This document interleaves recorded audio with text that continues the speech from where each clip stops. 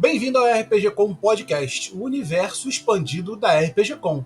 Nesse episódio, vamos falar dos vilões. Chega nesse papo de jogar com um heróizinho padrão. Não esqueça de baixar o nosso episódio para ouvir, nos ajuda bastante. Senta o dedo no curtir, compartilha e segue a gente no @RPG Brasil no Instagram e @RPG Brasil no YouTube. Comigo aqui eu tenho uma das grandes, maravilhosas damas do RPG nacional. E, assim, posso me atrever a falar aqui do mundo, porque pelo menos eu não tenho conhecimento de alguém que seja tão importante dentro da nossa comunidade quanto a Arusha. E isso eu vou falar, a gente vai falar sobre isso durante o nosso bate-papo de hoje. Vamos centrar nessa parada do vilão, que foi o tema da palestra dela na RPG Com 2024. Eu achei super interessante, como a gente estava falando antes, esse é um tema, jogar de vilão ou anti-herói, ele pode descambar para algo ruim se o jogador não tiver maturidade, ou os jogadores não tiverem maturidade. Mas a palestra dela foi tão elucidativa, foi tão madura, esse é o termo, que eu resolvi trazê-la. E foi bem engraçado, porque esse tema eu achei que a gente só ia abordar daqui umas 2 ou 3 podcasts, por conta de já ter outros convidados na pauta. Mas eu mandei a mensagem para ela hoje, e aí ela falou assim, bora. Eu falei assim, e quando você teria disponível? Porque eu falei, ganhei, já vou fazer. Mas quando é que é o tempo que você vai ter disponível? Ela, hoje. Eu falei, então vamos gravar hoje. Esse podcast é o próximo episódio, o episódio 11. Deixa eu apresentar, é só um pouquinho, e vocês vão saber com quem eu tô falando. Arusha Kelly Carvalho de Oliveira, natural de Fortaleza, Ceará. É uma educadora e literata de destaque, com um mestrado em Ciência da Educação pela Absolute Christian University dos Estados Unidos e graduação em Letras pela UFC. Ela se dedica à pesquisa e ensino de literatura de cordel. Atualmente, leciona pedagogia em EAD pelo Centro Universitário Christus, onde também coordena o Grupo de Estudos e Pesquisa em Literatura de Cordel, o GEP Cordel. Sua paixão pelo cordel é refletida em suas publicações, incluindo artigos acadêmicos e o livro O Cordel em Sala de Aula, lançado em 2023. Além de suas atividades acadêmicas, a Arusha ocupa a cadeira de número 0003 na Academia Mundial de Letras da Humanidade, AMLH, Seção Caxias, Maranhão, tendo como patrono o professor Dr. Estélio Torquato Lima, seu parceiro de longa data em estudos e publicações. Sua carreira é marcada pela união entre erudição e a valorização das tradições culturais brasileiras, especialmente no contexto educacional. E essa é apenas um pedacinho do currículo que estará completo aqui embaixo, pois a RPG Com tem orgulho a ter esse mulherão da porra com a gente todos os anos. Chupa, é nossa.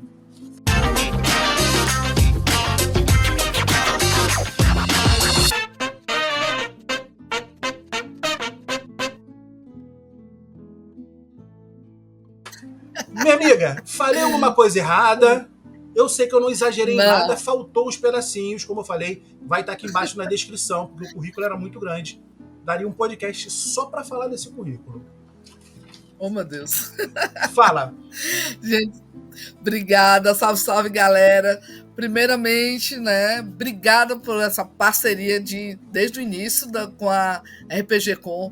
É uma satisfação muito grande de todo ano estar participando. Eu praticamente termino uma RPG Com, já fico pensando na outra, aquela questão de eu preciso, é a necessidade, eu tenho que colocar mais uma palestra no próximo ano, eu tenho que pensar num tema bem legal, que traga debates, traga discussões, né, para o meio acadêmico da gente. Eu sei que não só acadêmico, mas RPGístico, eu sei que RPG é diversão, mas também vale a gente debater, conversar, né? A gente está aqui para isso, né? Então, muito obrigado pelo convite, tá certo? Foi fantástico, é fantástico sempre estar participando, gravando os vídeos lá para o nosso evento, né? E estamos aqui para a gente continuar essa conversa, né? Esticar mais um pouquinho aí do que foi no dia lá da nossa apresentação. Sim, sim. A honra é toda nossa em ter você como parceira, que é alguém tão importante de verdade. Galera, acessem os comentários para você ver o currículo dessa mulher como acadêmica e como participante da comunidade de RPG. Primeira pergunta que não está na pauta, e ela é surpresa para a gente pegar o convidado de surpresa mesmo. O que é uma Ai, frase ai, ai. curta? Uma frase curta, quem é Arusha? E o que é o RPG para você? Tá, numa frase só eu boto a resposta dessas duas Não, perguntas? não. Uma frase curta, quem é Arusha? Tá.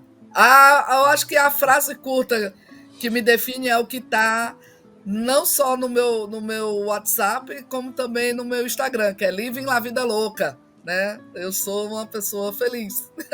Sou uma garota feliz. Perfeito. Então é isso. Eu desde pequena fui criada assim com a questão da alegria, da felicidade, da liberdade, né? Então eu sou uma pessoa feliz. Tento ser feliz, né? Agradeço todo dia, óbvio, a estar viva. Uhum. E eu acho que é isso que me resume. Agora, o RPG, né, para mim, nossa, o RPG para mim também é felicidade.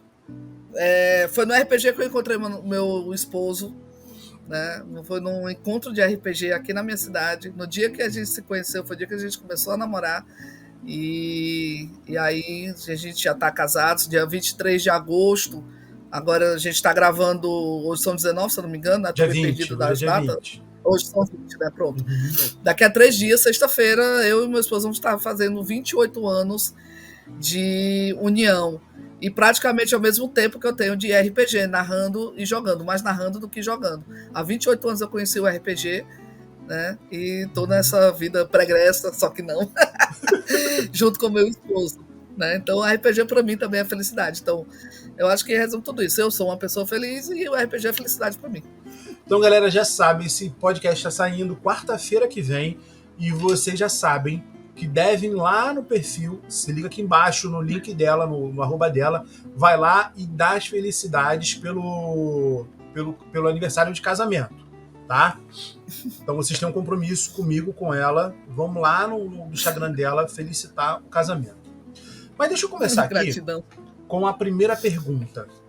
E aí a gente vai entrar no nosso tema principal. Claro que vamos falar de tudo que a gente quiser falar. As perguntas são para dar um norte, mas normalmente a gente acaba se perdendo durante o tema e a galera que escuta adora justamente isso, tá? Essas nossas voadas.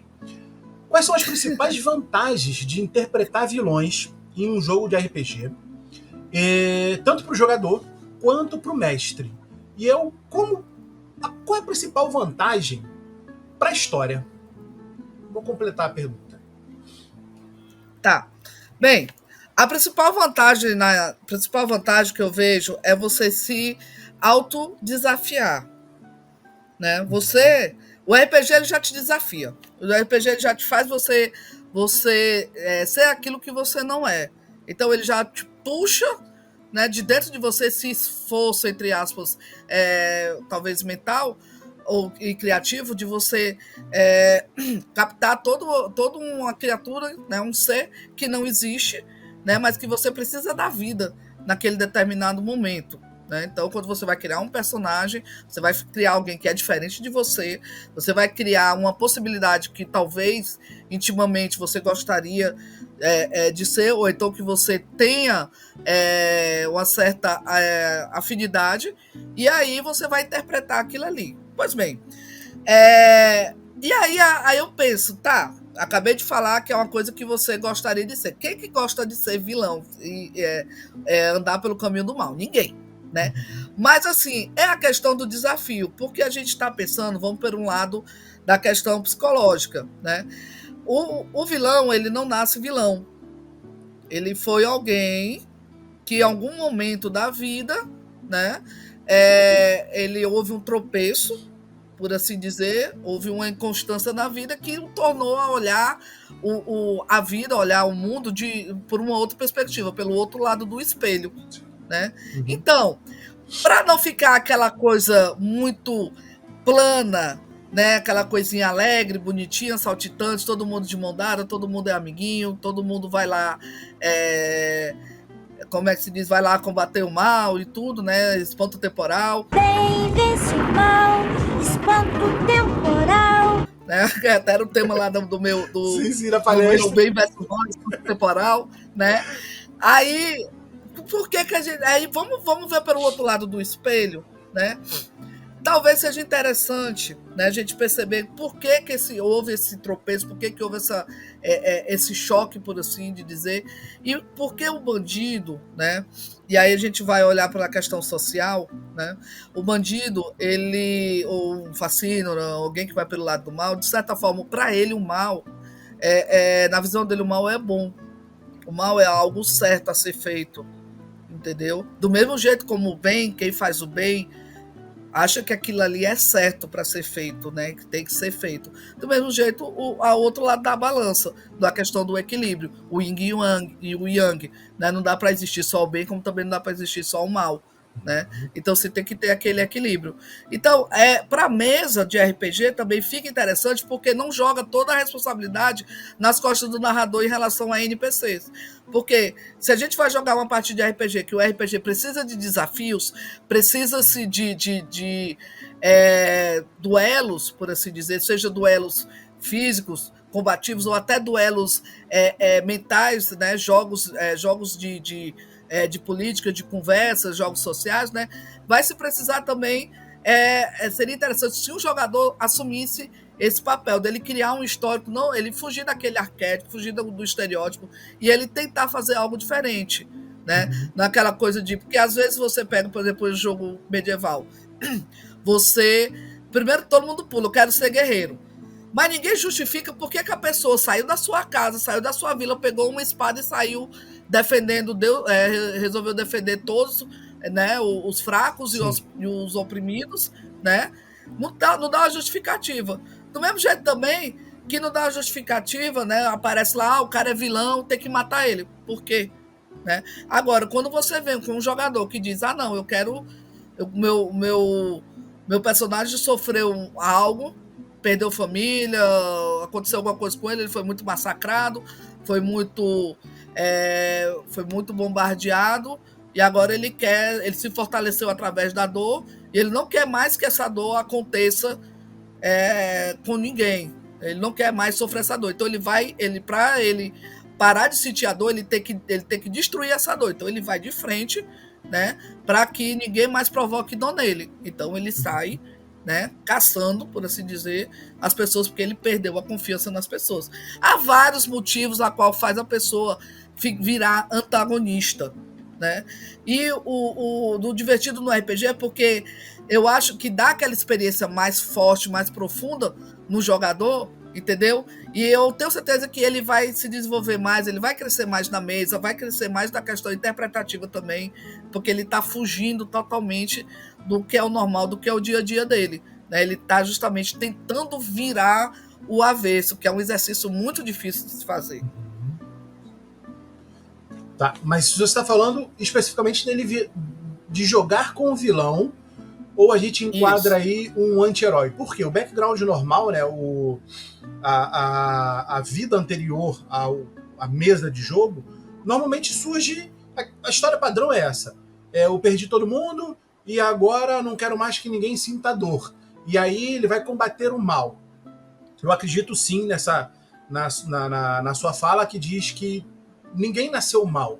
E a partir daquele momento, então, é justamente esse raciocínio. Por que todos os jogadores pensam, agora ninguém vai mais sofrer o mal, eu vou defender o mundo? E não o contrário. O elfo veio aqui e destruiu a minha vila. Por que na cabeça dele, ele não pensou, agora eu vou matar todos os elfos, agora eu vou lutar contra todos os elfos?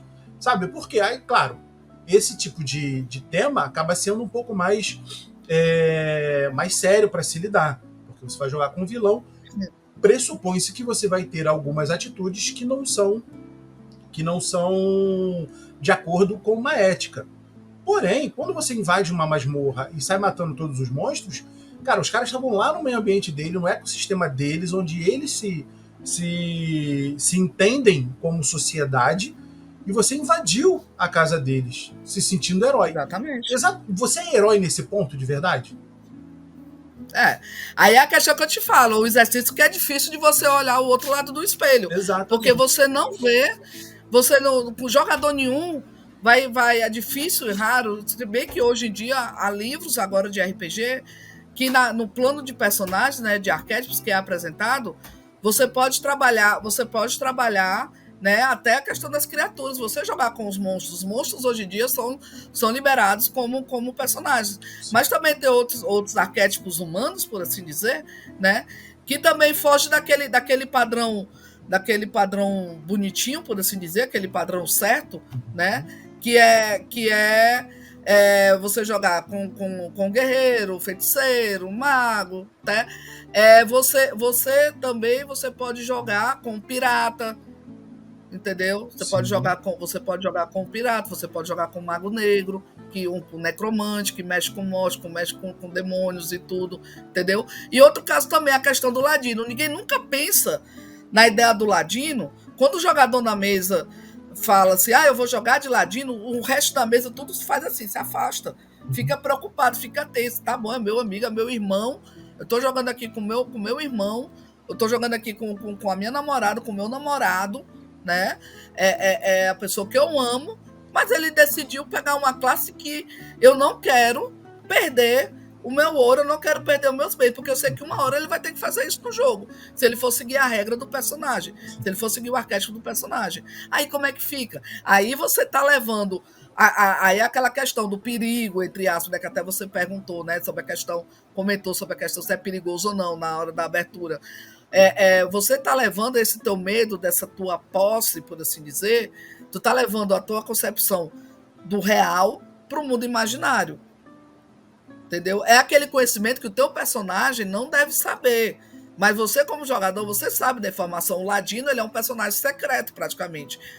Desde quando eu entendo de jogos que leva essa classe do Ladino, o Ladino não sai dizendo, eu sou Ladino.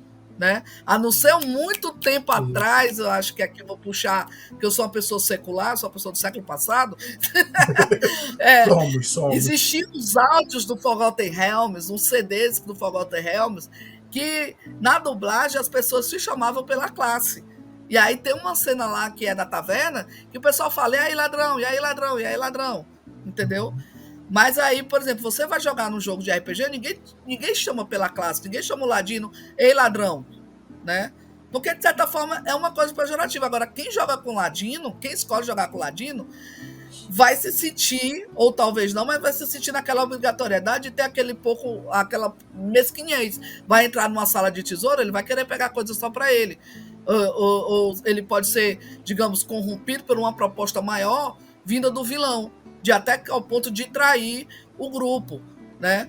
Então, tem um pouco de tudo isso. Essa questão dessa preocupação, essa questão desses juízos de valores. Até onde você vai, até onde vai a sua crença, até onde você vai a sua percepção do que é certo e do que é errado. É como eu falei, para quem está do lado do mal, o mal é certo. Certo? Quem está, por exemplo, Darth Vader, vamos falar do Darth Vader. Darth Vader achava que o que ele estava fazendo era certo. I am your father. Sai desde a época de Anakin ali, de Jedi Negro, que ele entra na academia, pega aqueles younglings, tudinho, aquelas crianças de 3, 5 anos, mata todos, mas para ele estava fazendo ali o que era certo, porque na visão dele os Jedi estavam corrompidos. Não poderia ter mais Jedi no mundo, porque os Jedi já eram uma ameaça para aquilo maior, aquele plano maior que ele queria do uso da força.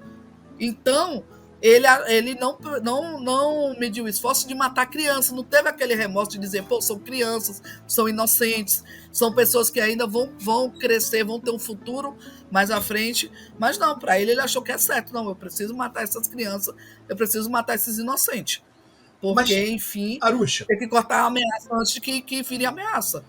Mas dentro do que você falou, como é que você acha que a interpretação de um vilão acaba influenciando na dinâmica do grupo? Meio que você já começou a responder, eu só queria pontuar com uma pergunta, que é justamente isso. Todo mundo, não, ele é ladino. Então, todo jogador sabe que é ladino, mas os personagens não. Então, como é que fica essa Isso. dinâmica? Ou, na verdade, assim, como deveria ficar essa dinâmica na interpretação mesmo, para esses personagens que são vilões que acabam não se declarando, na verdade. Sabe? É o nosso metagame ali que já sabe o que é. Como que ficaria, na sua visão, essa interpretação desse grupo? Ou deveria ficar, Aí claro? aquela questão que eu falei, né? Do esforço, né? E aquele trabalho, né, que se tem da interpretação, de você exigir o máximo de você, né? Para você saber conduzir uma situação que não é normal para você, que não é comum para você, você ter aquela força para conseguir isso, né? Que aí vai te. Eu acredito que no futuro, depois, quando terminar, você vai se sentir, poxa, eu consegui vencer esse desafio, eu consegui fazer algo que eu não sou comum de fazer, né? Então foi uma vitória para mim, certo? Então eu acho, e em relação ao grupo, tem que ser uma parceria. O grupo também tem que entender e respeitar que se o jogador escolheu aquele arquétipo que não é o comum, né, dos jogadores quando você vai jogar, né? Ele não vai, digamos, pelo caminho do herói. E aí tem que se ter aquela acessibilidade, né, dos jogadores não saber misturar. Também é um esforço dizer assim, olha, tem que separar o que eu sei, o meu conhecimento de jogador, né, do conhecimento do meu personagem, porque dentro do mundo eu tenho que entender o mundo, a história que eu estou jogando, o jogo que eu estou jogando, eu tenho que entender a dinâmica, né, a técnica daquele jogo para poder tá ali inserido. Ou seja, dentro de um mundo medieval, por exemplo, ninguém sabe quem o ladino é o ladino, então eu tenho que agir dessa maneira.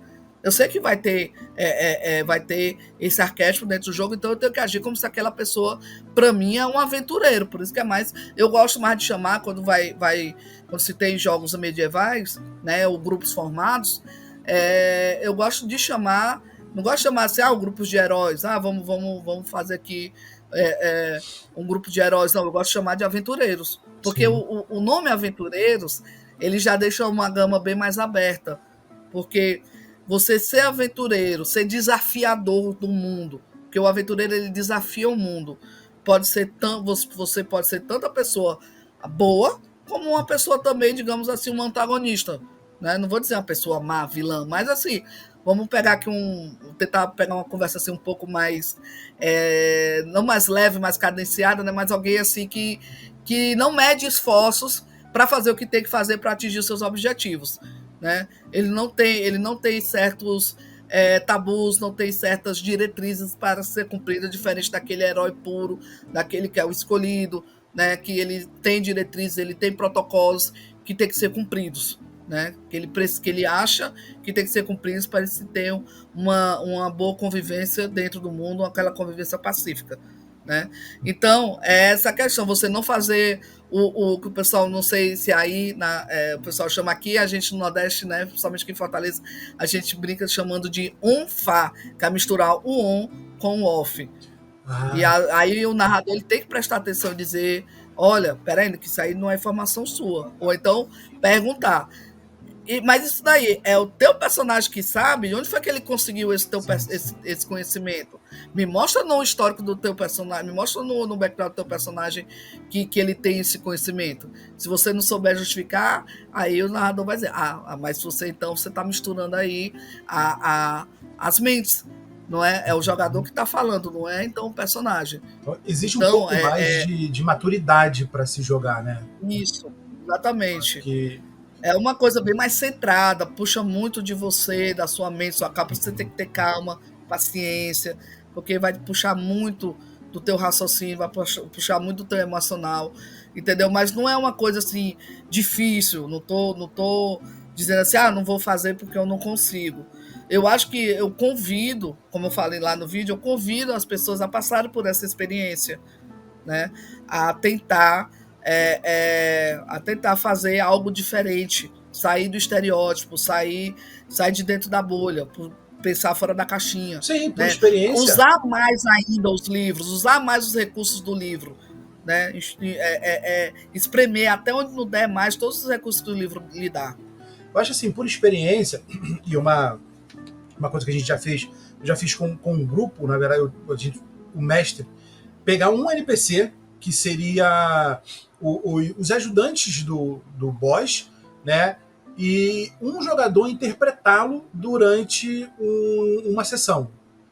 Entendeu? E aí a gente precisa, como eu te falando, precisa um pouco mais de maturidade, porque se eu não estou jogando com o meu personagem, os outros jogadores já sabiam que eu seria um NPC. Então, não pode tratar diferente o meu personagem, porque sabe que eu não estou com o meu personagem normal. Então, os caras. O meu personagem precisou ficar com a esposa, ou precisou ir em uma outra missão, né? Numa outra tarefa. Então, esses personagens teriam um. Ou eu não estou jogando inicialmente, eu estou jogando em paralelo ao grupo para fazer uma história que caiba dentro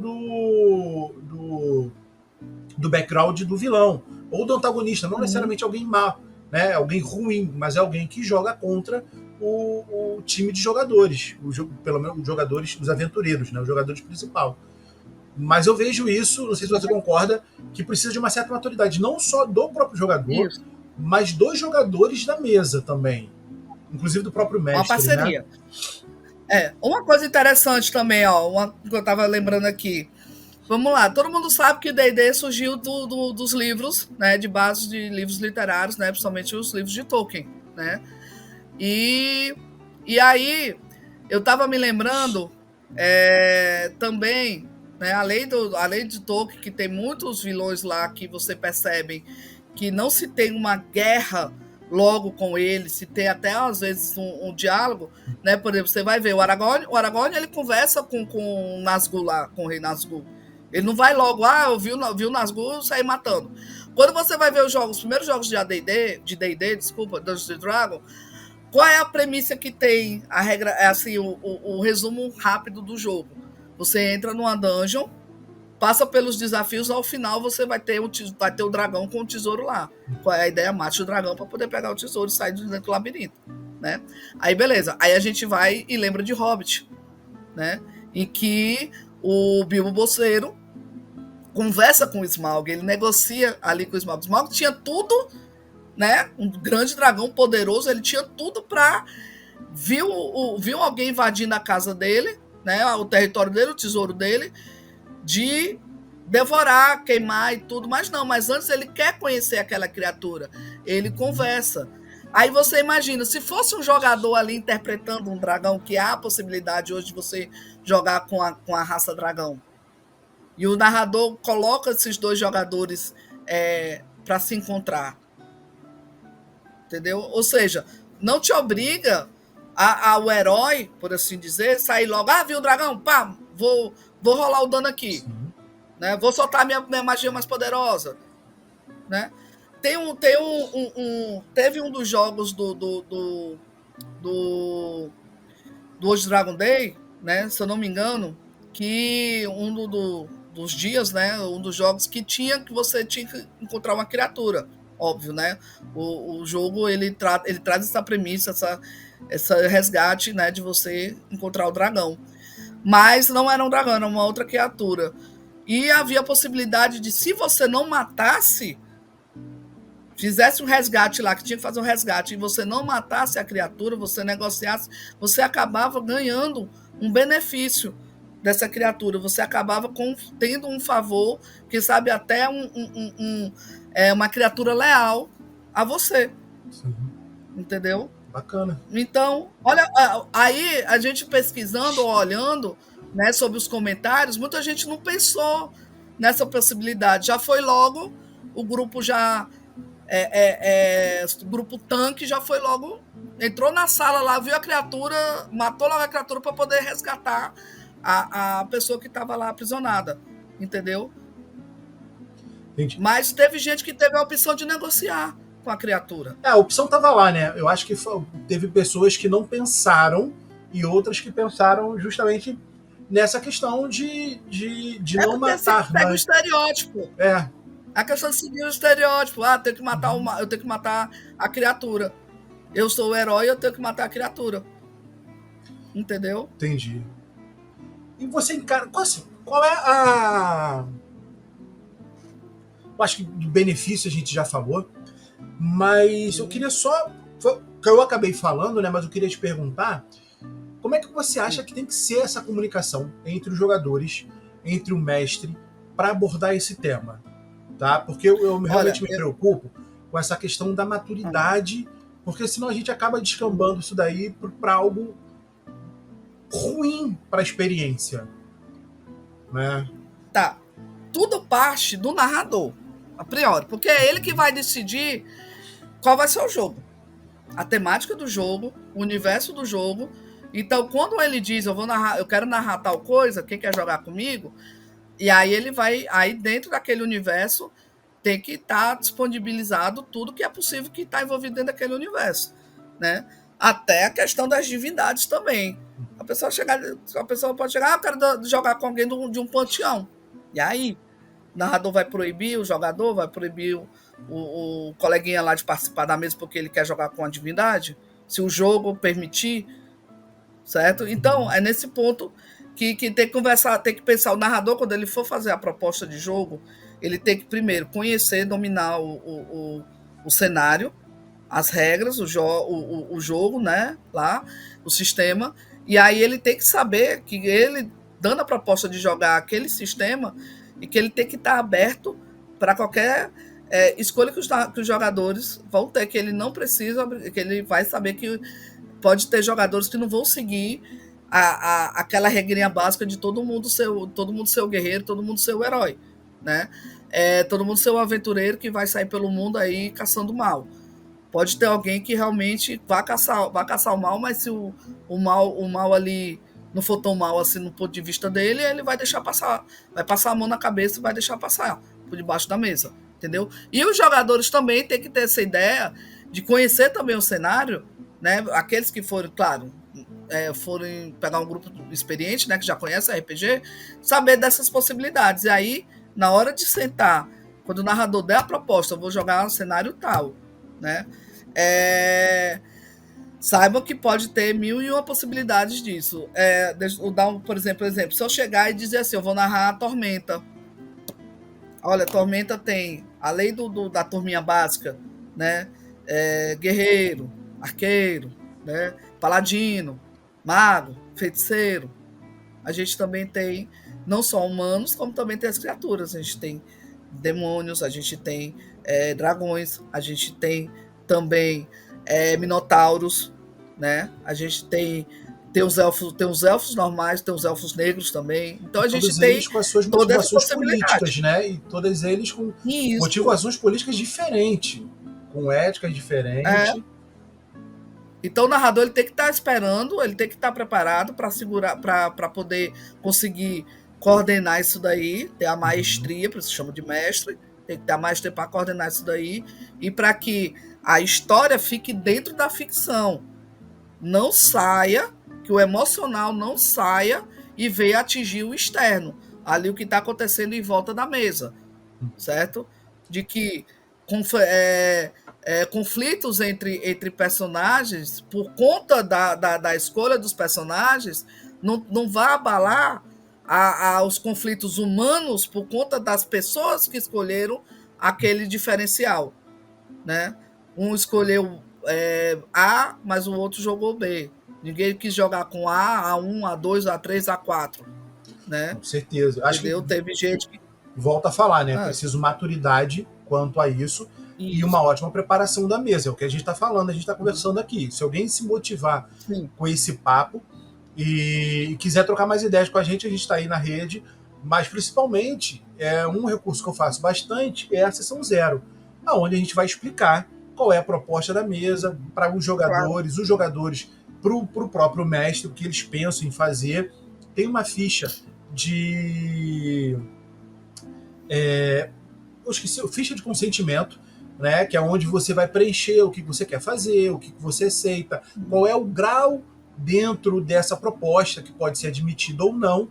E se não for uma proposta para você, é só avisar realmente, não gostaria de jogar a mesa assim assado, eu prefiro somente com essa temática. Não é, o que a gente está falando aqui é possibilidades, não é para que você saia daqui, só posso jogar de vilão agora, não é isso. A ideia é que você cresça o seu horizonte e participe de outras nuances dentro do RPG que te dá condições. O RPG é isso. É o que a Arusha falou. É um jogo de interpretação de fantasia que te dá muitas possibilidades. Entendeu? E se a proposta... O próprio vampiro. Pode falar. O próprio Vampiro à Máscara. O próprio Vampiro à Máscara. Gente, você joga com vilão e ninguém sabia, ninguém chamava de vilão. Exatamente. Você jogava com a criatura das trevas, uma criatura que tinha que caçar humanos, que você tinha que sugar o sangue, matar, entendeu? E você era um vilão ali. Ninguém chamava de vilão quando jogava Vampiro à Máscara. Exatamente. Né? O que eu estava falando é uma outro tipo de criatura com uma outra visão social e política. E para a nossa visão é completamente errada. Mas dentro de uma outra sociedade ela é correta. E você tem outros. Tem um livro, tem um RPG de assassinos do Valpasso, que você joga com assassinos. Quer dizer, você mata pessoas, mas lida com essa ambiguidade do certo ou errado. Tem o Caronte da Macaco do Mal, que você é literalmente um ceifador, que você leva as pessoas, né, após a morte. Então você tem vários temas aí que são de éticas diferentes desse padrãozinho que a gente está falando. Entendeu? Eu acho que é espaço, né, Arusha? Dá para você jogar, eu gosto, se divertir. E é interessante porque, assim, um fato que aconteceu, e aí eu puxar um pouquinho aqui de um outro trabalho que eu fiz, que me deu muito orgulho, eu fazer parte da equipe técnica como consultora cultural, por assim dizer, né? Por ser a única nordestina na equipe do RPG do Pedro Borges, o Cordel do Reino do Sol Encantado, né? Então, quando o Pedro... foi uma conversa bem desproporcional aos poucos que foi acontecendo o jogo até se tornar o jogo que é hoje, né? Premiado e tudo. Tenho muito orgulho, é como se fosse um filho para mim. E e assim, o interessante foi, nós jogando, nós nos playtests, o jogo ainda não tinha entrado em financiamento coletivo, a gente aproveitou o período da pandemia, e aí, jogando, fazendo os testes do jogo, nós juntamos um grupo bem diversificado, né? Eu fui com uma bem-nascida, que é praticamente uma mocinha, uma lady, né? Uma menina filha de fazendeiro, rica, né? Mas um pouco esperta, né? Ela tem da esperteza para poder se dar de bem, né? E tínhamos um amarelinho miserável, né? Que é aquele sertanejo pobre mesmo, que passa truque nas pessoas para poder sobreviver, né? Pode chegar até o ponto de roubar, né? Para poder sobreviver. E tínhamos um beato, cara da religião e tal, de trazer o bem para as pessoas e tudo, beleza. Acabamos que nos envolvemos num conflito de 2 coronéis, que era muito comum, é muito comum ainda hoje aqui no Nordeste, a gente ter conflitos de família por questões de políticas, por questões de terra, né? Então é muito comum ainda essa história do coronelismo aqui no Nordeste, né? No pleno século 23, 24, sei lá. E aí, quando nós estávamos jogando e tal, e claro, para a gente ser um antagonista para a gente, né, um nível de desafio para a gente, o Pedro jogou um bando de cangaceiro para cima da gente. Né? Tinha um capitão cangaceiro, né, um chefe de bando, o capitão Hermógenes, que estava meio circundando ali a região. Né? Ele estava fazendo o jogo duplo entre os 2 coronéis. Quem pagasse melhor para ele ia lá e fazer uma confusão na cidade. E aí a gente parou, teve uma hora que a gente parou pro Pedro e disse assim, Pedro, como é que a gente vai combater como é que a gente vai testar a parte de combate do teu jogo se a gente não tem nenhum personagem combativo? Ninguém que sabe atirar, ninguém que sabe bater, que sabe dar um soco, dar um murro, né? Aí foi quando a gente botou a mão na cabeça e disse, pelo amor de Deus, é agora. Aí a gente pensou assim, fomos fazer uma partida praticamente só de NPCs. A gente meio que ficou olhando ali, o Pedro, foi um trabalho danado, o Pedro tentando articular os combates com 2 grupos de NPCs, né? E aí eu peguei e disse assim pro Pedro, a gente precisa testar a parte de combate, nós jogando. Aí ele, vamos fazer um grupo de cangaceiros? Aí eu disse, beleza, vamos, porque aí a gente conversei bastante com eles, passei muito materiais para ele, porque é o que eu pesquiso também dentro do cordel, o cangaço ele é muito recorrente dentro do cordel, né? A figura do Lampião junto com a do Padre Cícero, são as duas figuras mais representadas no cordel até hoje, desde a época deles em vida até pós-morte, né? Por exemplo, Do Lampião e de quem? Lampião. Oi? Do Lampião e de quem? Lampião e Padre Cícero. Ah, Padre Cícero. Padre Cícero foi uma grande figura aqui no Ceará, né? Um religioso, né? Uma figura política também, chegou a ser prefeito. Ele fundou a cidade de Juazeiro do Norte, que é vizinho ao Crato, no sul aqui do Ceará. Então ela foi uma figura muito importante. Eu não sabia aqui, que não ele só pelo tinha sido prefeito. Interessante. Ele não só pelos seus milagres em vida ainda, né? Uhum. Pela sua expertise também de como lidar com os romeiros, né? E hoje no cordel, né? Porque o cordel aqui para o Nordeste ele tem a função também de jornal, de informar as pessoas, não só trazer aquelas histórias fantásticas, mirabolantes, né? Mas também o cordel ele traz informações sobre figuras icônicas e também sobre fatos históricos e também sobre intempéries, sobre coisas que estão acontecendo. Fala sobre a seca, fala sobre o sertão, fala sobre a capital. Então ele cumpre o papel de jornal. Então, até hoje, as duas figuras mais representadas no cordel é Lampião, né, e o Padre Cícero. E aí eu falei, pois a gente vai trabalhar com o cangaço, né, com o cangaceiro, que o Pedro já vinha trazendo esse arquétipo dentro como uma possibilidade de personagem, né, para o jogador. Ele só não liberou o capitão de bando. O capitão de bando é obrigatoriamente para ser NPC, para ser do narrador, né, ou do contador, como é chamado. Mas o cangaceiro não. O cangaceiro, o jagunço, que são o matador, né? A gente tem essas três figuras antagonistas, né? E o valentão, né? A gente tem o valentão, o jagunço, o matador e o cangaceiro, que são figuras que não estão ali no limiar entre o bem e o mal. Para eles, bem e mal é atravessar uma porta. Tanto faz. Hora está de um lado, hora ele pode passar para o outro lado. Né? Depende da concepção dele. E aí, nós trabalhamos com um grupo de cangaceiros. Então, todos os jogadores foram de cangaceiros, só teve um que resolveu ser caçador, ser matador. Ele não foi de cangaceiro. E desse grupo, aí se nós conseguimos fazer os testes, realmente rolar os testes, como é que ficava. Foi nessa época que também nós fizemos a regra da sagacidade, que é muito interessante, que é votado entre o grupo, que um dos jogadores, dentro da situação muito crítica, se ele tirar uma falha crítica e aquele personagem for essencial para o jogo ou para dar continuidade ao jogo, a gente vota, o grupo ele tem direito a fazer uma rolagem, né, do aquele teste. Então a gente pode dar esse benefício para um jogador uma vez por jogo, que é a sagacidade. Então é votado entre os jogadores se aquele jogador lá vai precisar gastar esse trunfo que o grupo tem. Geralmente a gente gosta de guardar esse trunfo para ir pro vilãozão, né? Final, né? Mas aí a gente precisou fazer os jogadores entrarem em combate, não os NPCs, ficar fazendo o jogo em NPC, para a gente poder sentir isso. Sim. E aí, desde então, eu sempre jogo com esse personagem. Esse personagem saiu desse jogo, dessa temática, e ele fica pulando de jogos em jogos que o Pedro foi abrindo outras mesas. Então, sempre eu estou jogando com o Chico do Rio, que é um cangaceiro, né? E eu já tive muitos embates de discussão, né, de debates entre os jogadores por conta das atitudes do Chico. O Chico ele é um cara que ele fica calado, quieto na dele. Ele não é um porra louco sanguinário que fica, vou matar. Não, o Chico ele fica na dele. Mas ele diz, para parar a pessoa, ele só sabe parar a pessoa se for através matando a pessoa. É para segurar? Deixa comigo que eu resolvo esse problema. E ele sangra a pessoa. E o pessoal muito se admirava porque tinha a questão da degola. O Chico, ele sempre degolava.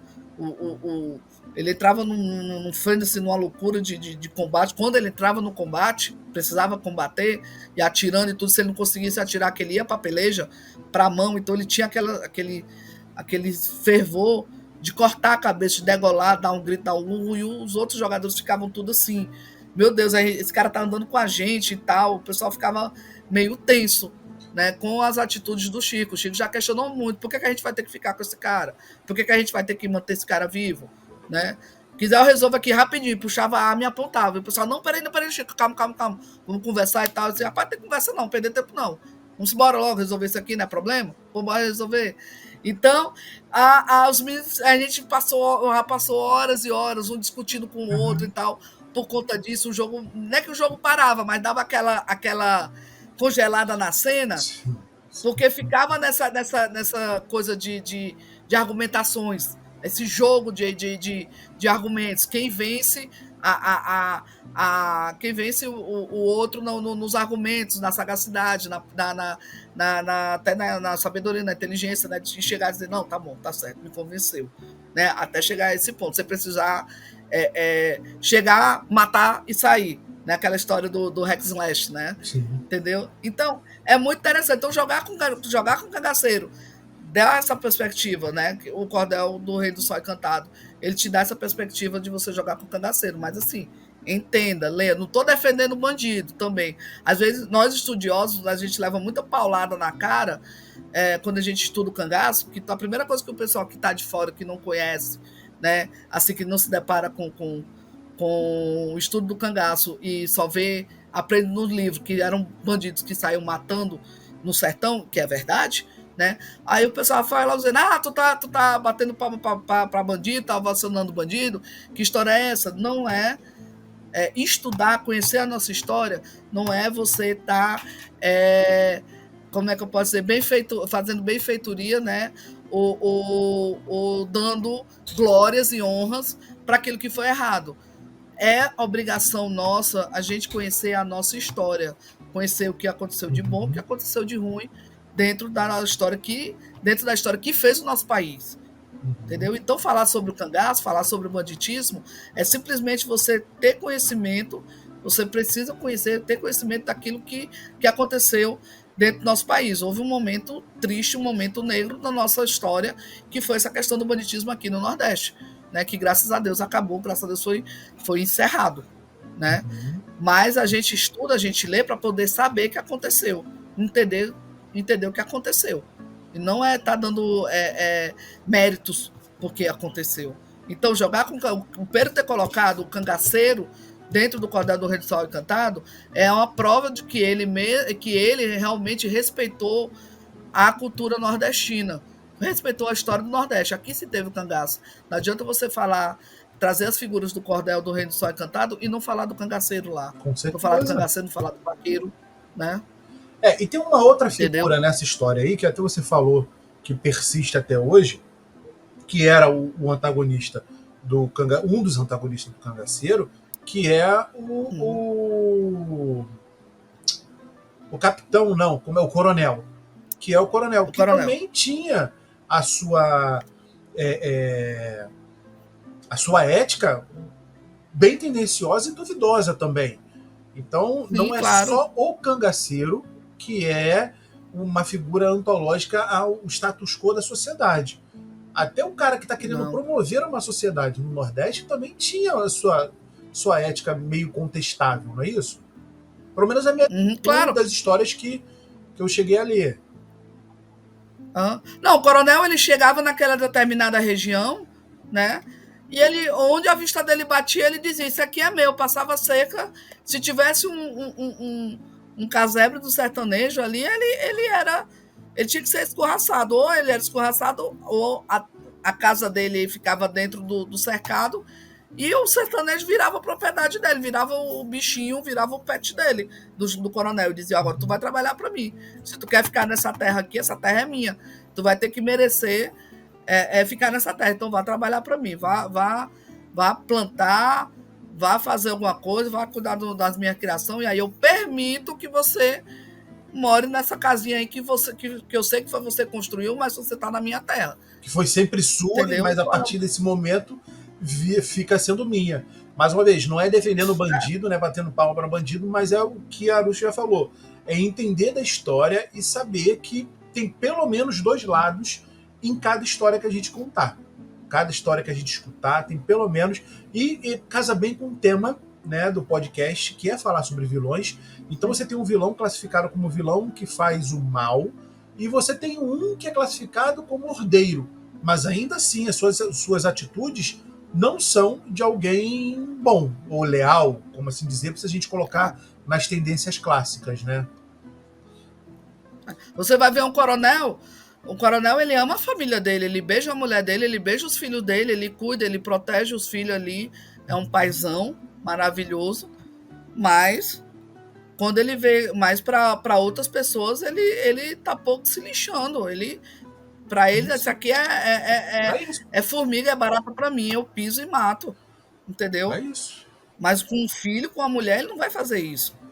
E como sempre, né, a gente tem Entendeu? no meio disso um povo que tenta sobreviver em meio a esses dois lados, três lados, a todos esses lados. Pois é.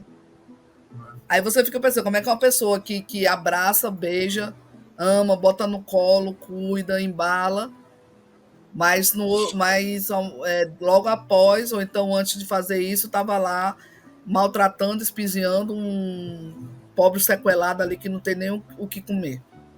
Sim, sim. Como é que essa mudança de sentimentos, né, que vai da água para o vinho, é esse questionamento que você para pensar como é que pode, e aí você tentar entender, tentar pensar, tentar analisar e quem sabe até,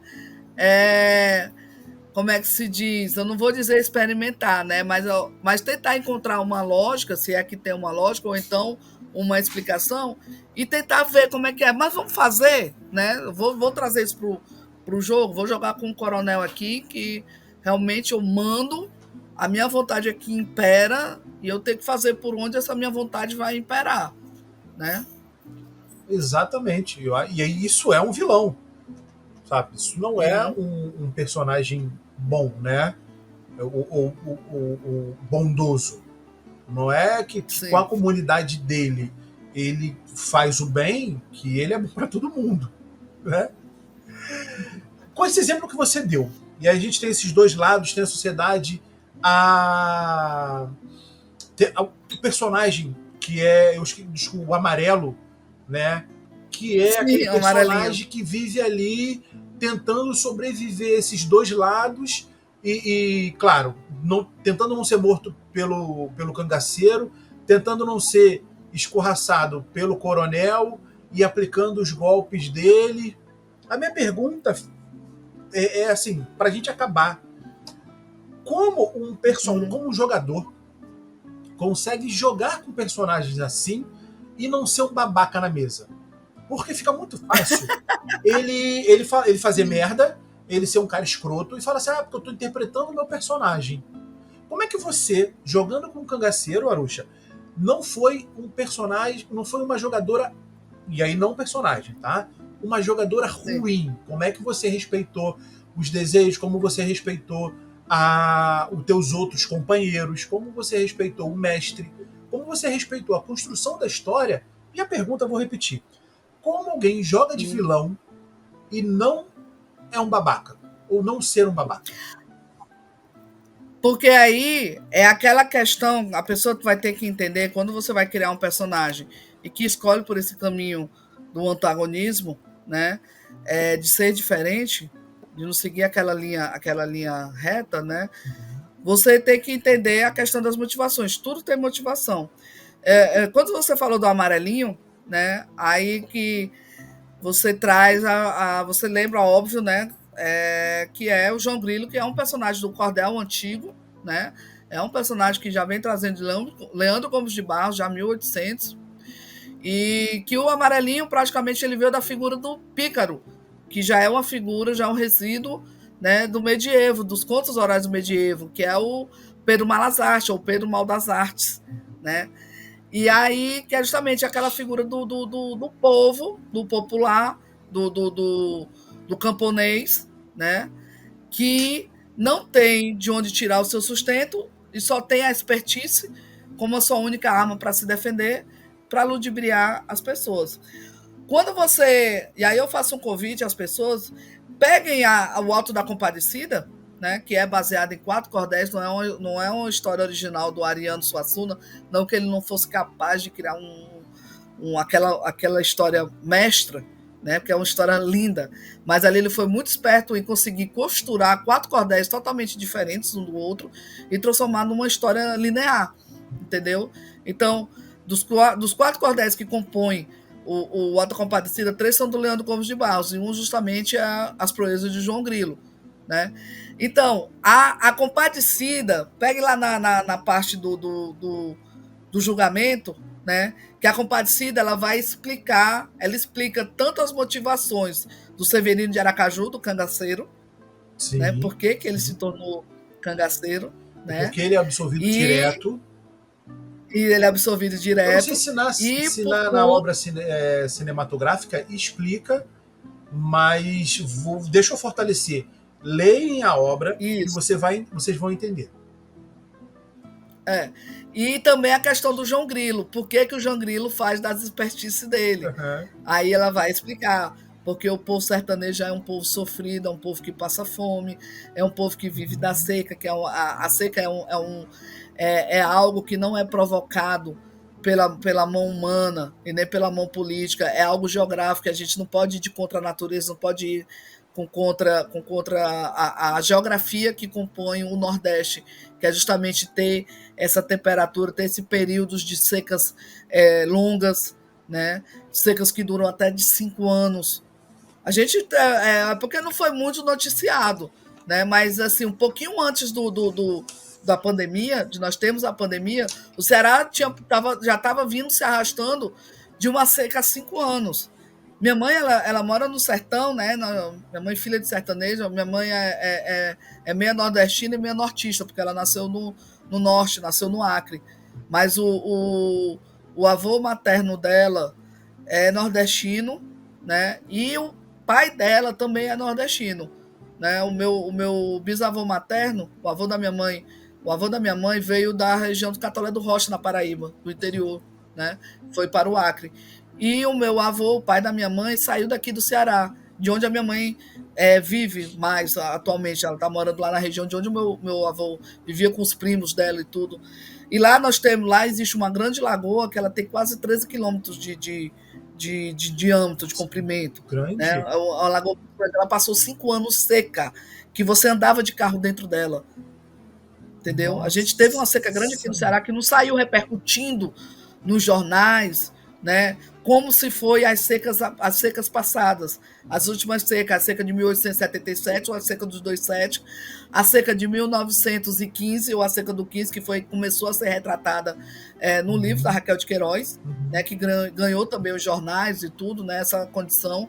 E a das piores secas, que foi a mais devastadora, não só questão climática, como questão social, que é a seca de 32, a seca de 1932, e que se foram criados currais humanos, campos de concentrações humanos, porque a quantidade de flagelados que chegavam na capital ou nas grandes cidades eram tão grande e os governantes, a sociedade, a elite não queria se misturar com aqueles flagelados, aquelas pessoas raquíticas que colocavam dentro de currais, afastados da cidade. Isso desencadeou uma epidemia de varíola tão grande que em um dia, em uma única noite, da noite para o dia, aqui em Fortaleza, na capital, bem no centro de Fortaleza, né, se teve a noite dos 1.000 mortos.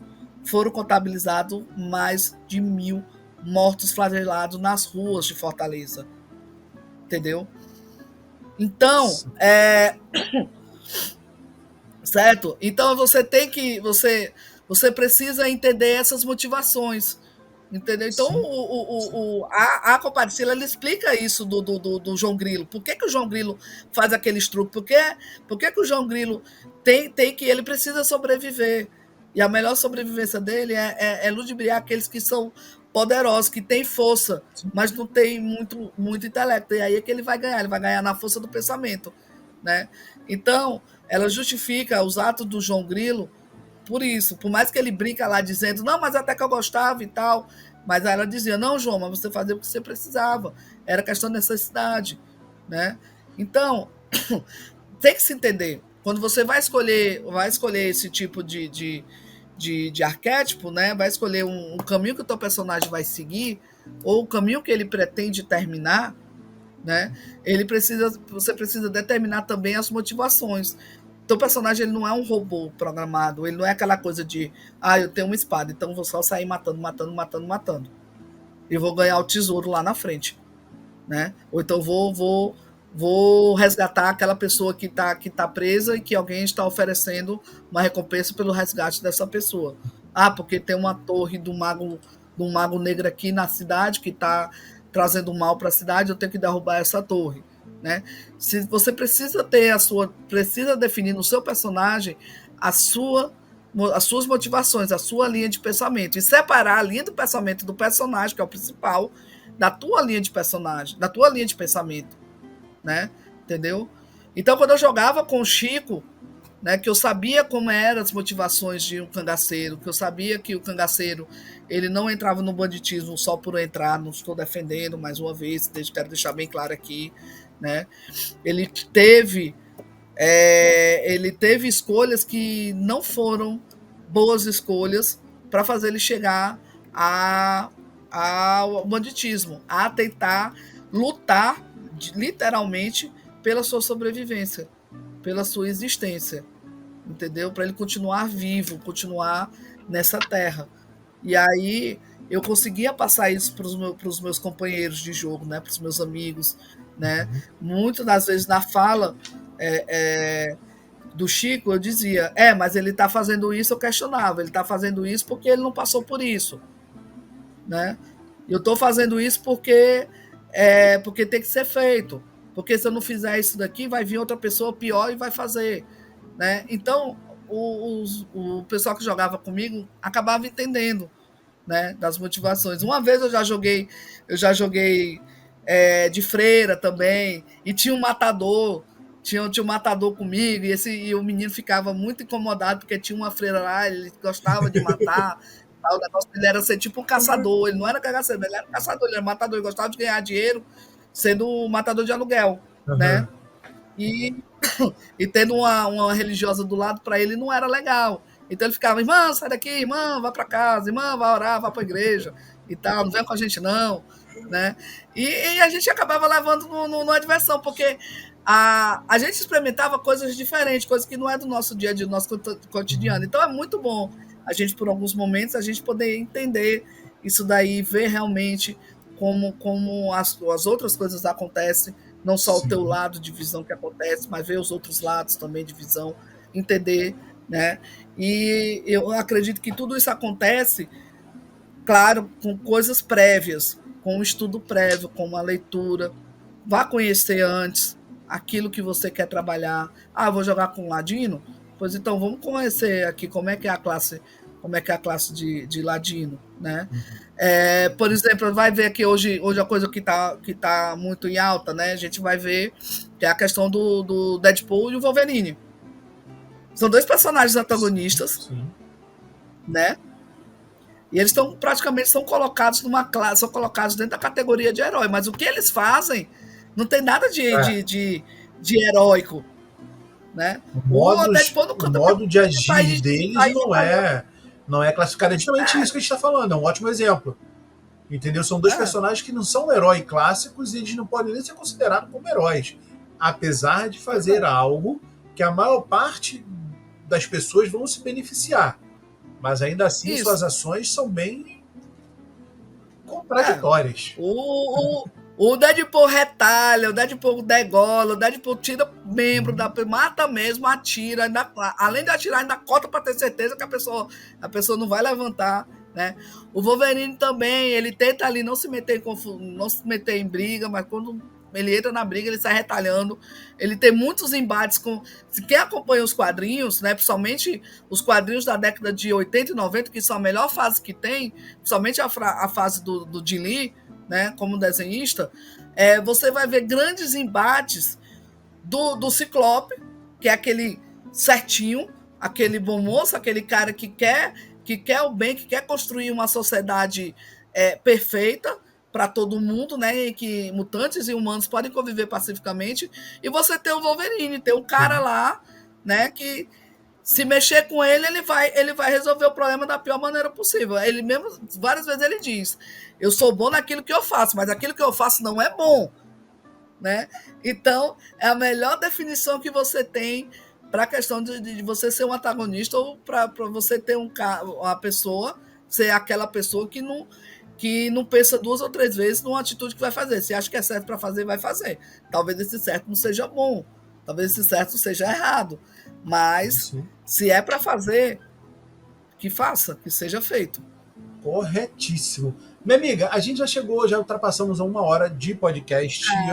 Eu queria ficar mais tempo com você, mas deixa aqui as suas considerações finais, onde a gente te encontra. Como eu falei, todos os links já estão aqui embaixo, mas conta para quem só está escutando.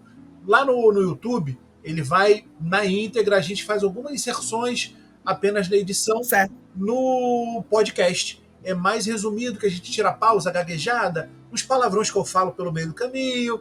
E quem estiver só escutando, fala pra gente como é que a gente te encontra.